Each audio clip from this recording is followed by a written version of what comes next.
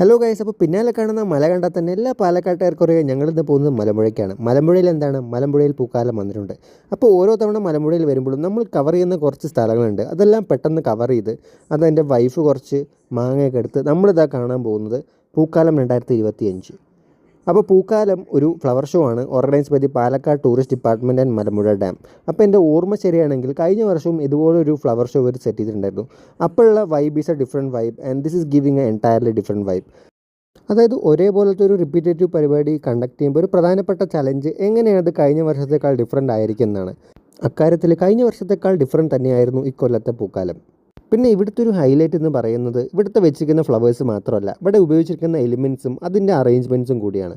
ഈ കാണുന്ന dragon flies, ആ ഒരു പെൻസിൽ, എല്ലാവരും സെറ്റ് ചെയ്തിരിക്കുന്ന ഫ്ലവേഴ്സിൻ്റെ ഇടയിൽ അതിമനോഹരമായിട്ടാണ്. പിന്നെ ഈ കാണുന്ന കൊക്ക്, ഇതെല്ലാം ഉണ്ടാക്കിയിരിക്കുന്നത് കൊയർ കൊണ്ടാണ്. ഇങ്ങനെ ആർട്ടിഫിഷ്യൽ ആയിട്ടുള്ള വലിയ വലിയ ഫ്ലവേഴ്സ്, ഈ ഫ്ലവേഴ്സിൻ്റെ ഇടയിൽ ഒരു കപ്പിൽ നിന്ന് വരുന്ന ഫ്ലവേഴ്സ്, പിന്നെ ഇതിൻ്റെ എല്ലാത്തിൻ്റെ ഇടയിൽ ഒരു മുട്ട. ഈ മുട്ടയുടെ ആവശ്യം എനിക്ക് എന്താണെന്ന് അറിയില്ല, പക്ഷേ എല്ലാം അറേഞ്ച് ചെയ്ത് വെച്ചിരിക്കുന്നത് ഈസ് റിയലി ഗുഡ്. അപ്പോൾ ഒരു ഈവനിങ് ടൈം ഫ്രണ്ട്സ് ആൻഡ് ഫാമിലിയോടെ സ്പെൻഡ് ചെയ്യാൻ പറ്റിയൊരു സ്ഥലമാണ് ഈ ഒരു Malampuzha dam and the garden surrounding it. നമ്മൾ കുറച്ച് ലേറ്റായി അവിടെ എത്തുമ്പോഴേക്കും നമ്മളൊന്ന് ജസ്റ്റ് മേലെ കയറിയപ്പോൾ the view was breathtaking. പിന്നെ ഒരു ഹൈലൈറ്റ് എന്ന് പറഞ്ഞാൽ നമ്മൾ ഇതിൻ്റെ മേലെ നിന്ന് കാണുമ്പോഴാണ് ഇതിൻ്റെ യഥാർത്ഥ ബ്യൂട്ടി നമുക്ക് കാണുന്നത്. ഈ ഒരു light arrangement, that is the best. അപ്പോൾ ഇതുപോലത്തെ വീഡിയോസ് ഇനിയും കാണണമെങ്കിൽ please to subscribe to our channel. Thank you, by.